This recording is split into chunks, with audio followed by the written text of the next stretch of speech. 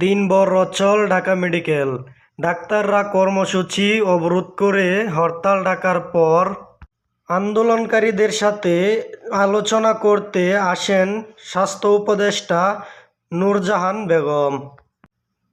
বৈঠকের পর তিনি জানান, চিকিৎসকদের সব দাবি মেনে নেওয়া হবে।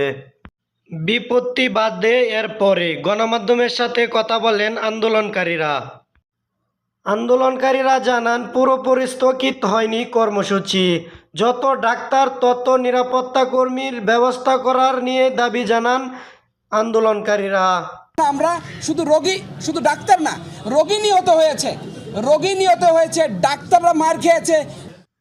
তবে আন্দোলনকারীদের মনোবল থাকলেও জরুরি বিভাগের কাজ শুরু করেন ডাক্তাররা।